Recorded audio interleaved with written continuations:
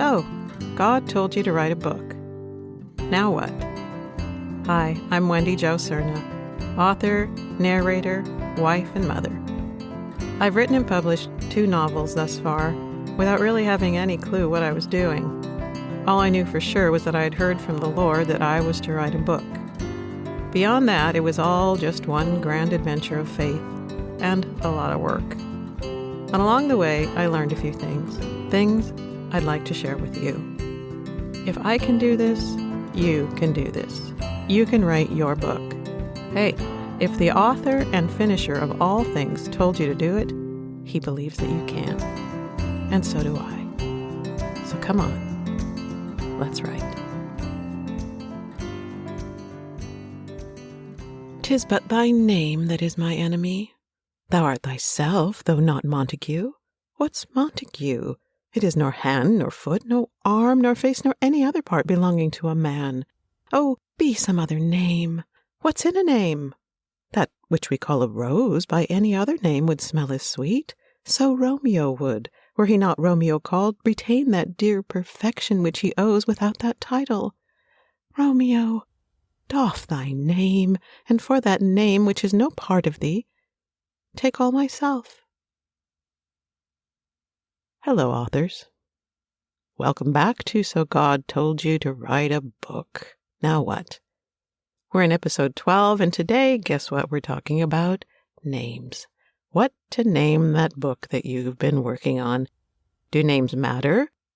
Juliet seems to be a little confused by the issue. Romeo, that name, doesn't seem to be really a name that can mean anything except perfection to her. But that last name, Montague, is a bit problematic. So today, we're going to talk about names. We'll talk a little bit about the spiritual aspect of things. Then we'll talk about where I'm at in the whole naming this book game that we're in right now in my process. And a little bit, I have a few little tidbits to offer you with some books that I've been looking at and, just some little helpful things along the way. So let's start with the spiritual aspect of names. If you look back in the Bible, naming starts way back in Genesis. The first real incident of it is when God forms all the animals and he brings them to Adam. And it says in Genesis 2 that he brought all the animals to the man so to see what he would name them. And whatever the man called each living creature, that was its name.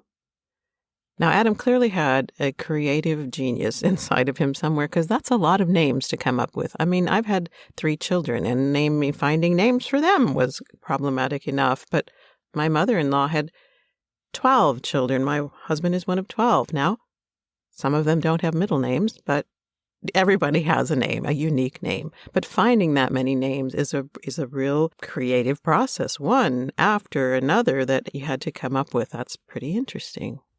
But there's also in the Bible, in Genesis, we start out, you see another incident of naming. Cain goes off on his own, has a wife, has a son named Enoch, and it says that he named the city that he built after his son. So, naming of places is also very biblical.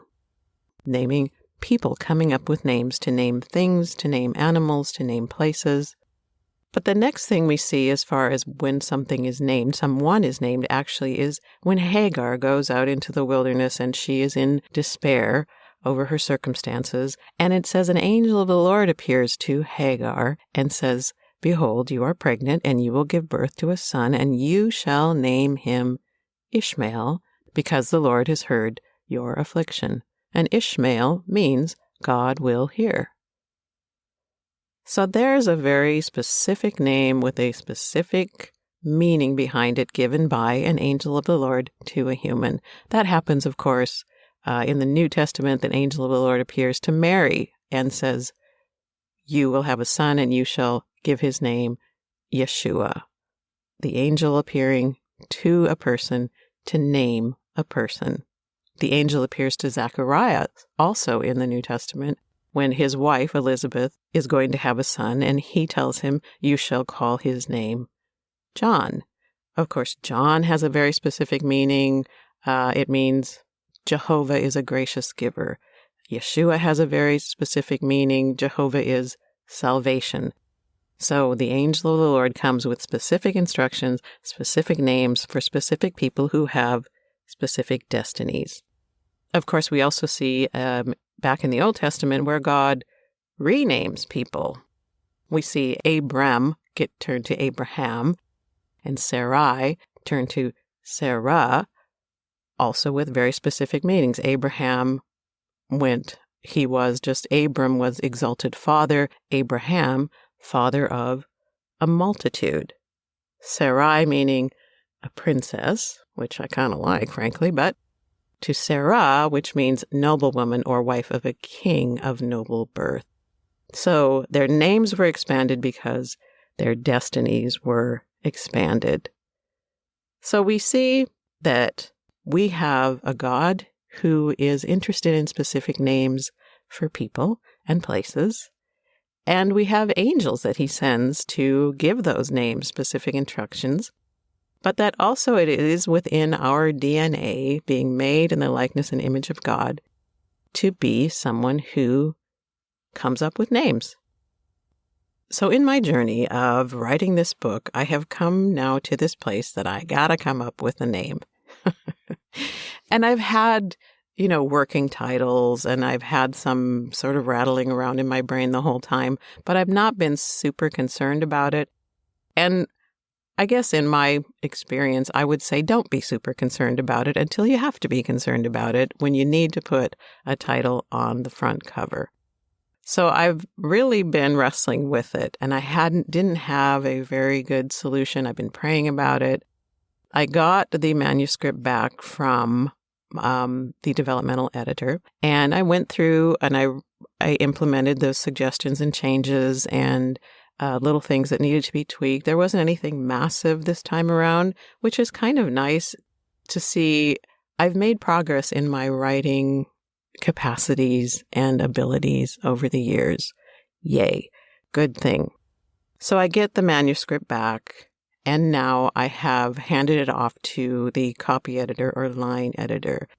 And when I get it back, I will need to format it and work on the cover design. But to do a cover design, I need a title. I need to name this thing. So now it really is time to really think about that. So I got the book back. I got the manuscript back, and I was praying about it. And I was bouncing a bunch back off of my editor, and she was kind of bouncing some back, but nothing was really landing. In my other books, there would just come this point where you would say, "Oh, that's the title," and it lands, and you know it, and it settles, and it doesn't describe the whole in and outs of the book or the plot or anything, but it gives you enough of an intrigue and a catch and a hook, as it were, to draw someone in to say, "I wonder what that's all about. A baby catcher gate. What agreements? What kind of agreements? What are we talking about here?" So I had to really get down to what is the essence of this book that I'm writing? What are the themes behind it? What are the messages? What are what's at the bottom line of this book? So as I'm rereading, implementing changes, all that, I felt like the Lord said to me, just read the story. Just read it. And as you read it, the title will come to you. So every time I would get to a little place in the book and say, "Oh, maybe that's the title," I would write it down and just sort of set it aside. And then I'd bounce it back off my editor, and she'd bounce some ideas back. But none of them really settled until literally the last page of the book. Don't you love that?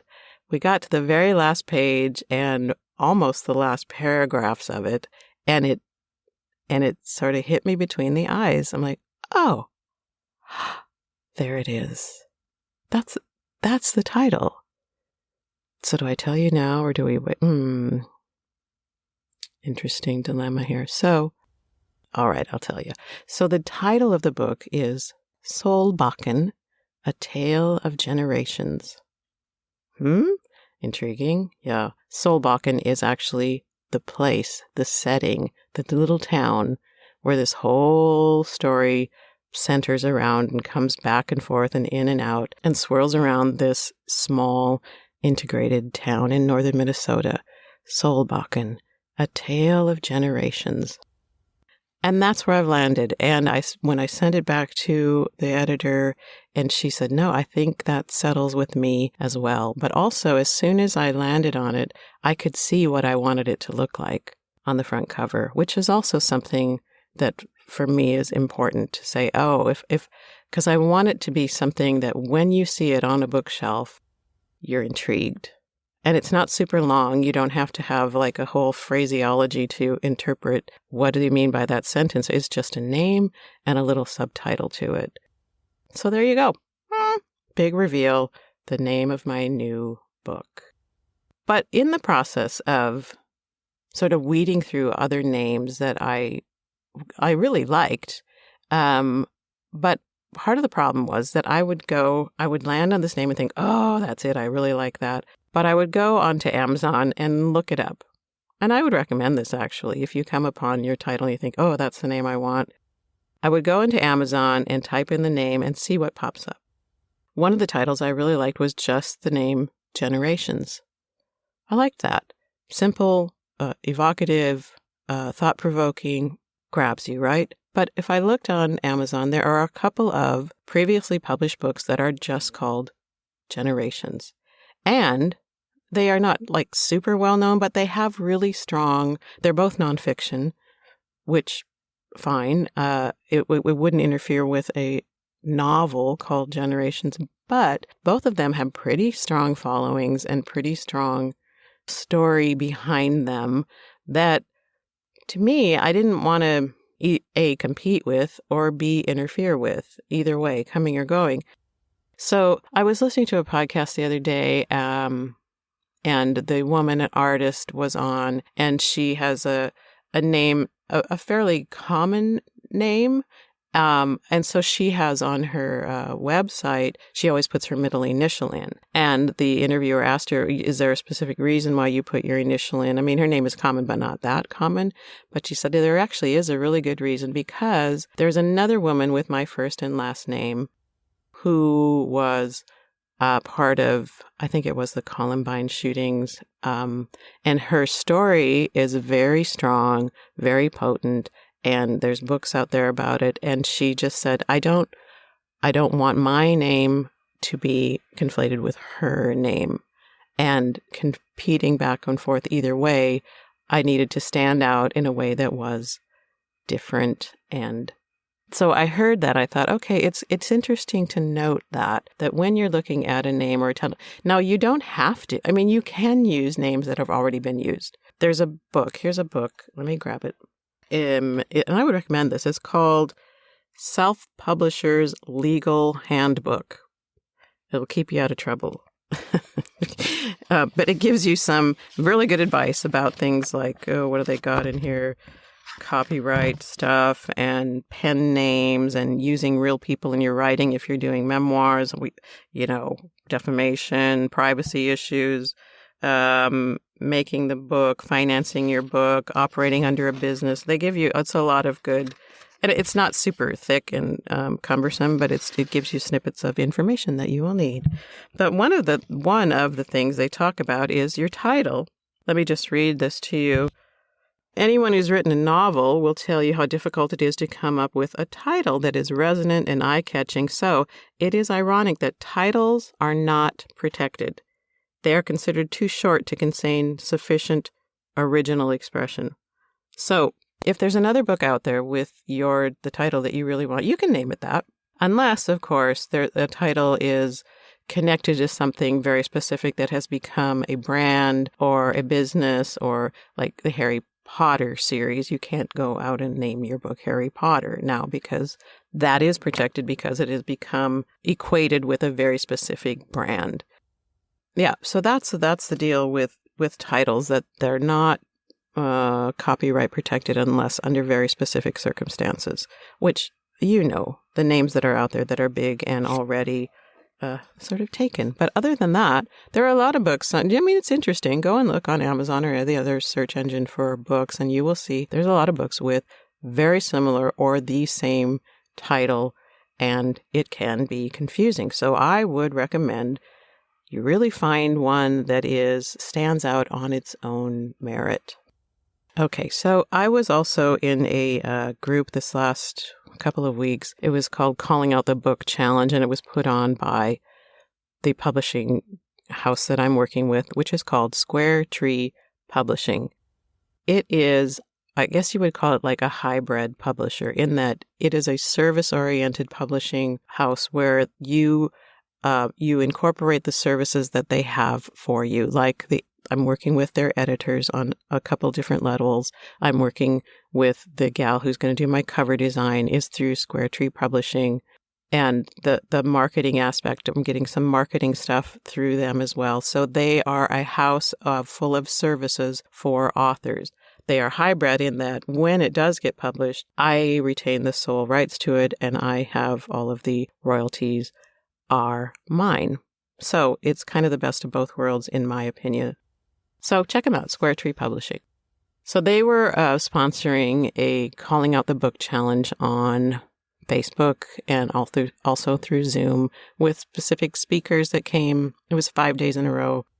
And the speakers came with different topics, and then we could ask questions, and we went into breakout rooms and that sort of thing. And one day, a gal came on and she was speaking all about just writing memoirs. One day a guy came on and just talked about he's a ghostwriter. That's what he does. He makes a living at writing other people's books for them.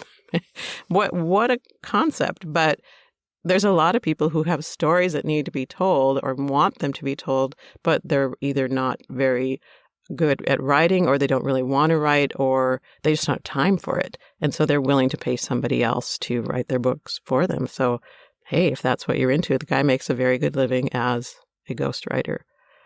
But during that time, there was a lot of information and advice, and it was very good. One of the things, that's where I got this book, The Self-Publisher's Legal Handbook. That was one of the tidbits I got. So I ordered it. I'm looking through it. It's keeping me on the straight and narrow. But one of the other books that was recommended just for the writing process, and because you discover that when you're writing, everybody has kind of some of the same similar struggles. Writing is a satisfying journey, but it is not an easy journey. And there's a lot of pitfalls and ups and downs and ins and outs. And one of the books that was recommended is a book called Bird by Bird. And it's written by a woman named Anne Lamott, A-N-N-E, and Lamott, L-A-M-O-T-T. And the subtitle is Some Instructions on Writing and Life. She's very funny. I'm reading it right now.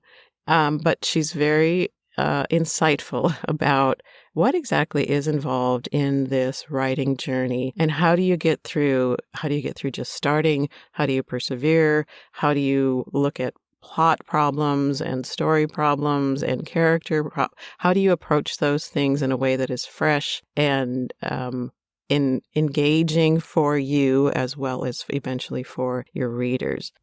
So that was one I just wanted to pass along to you. If you're thinking about writing, if you're already in the middle of writing, this is really it's fun, short, pithy chapters. It's nothing super intense like a MFA graduate level book or anything like that.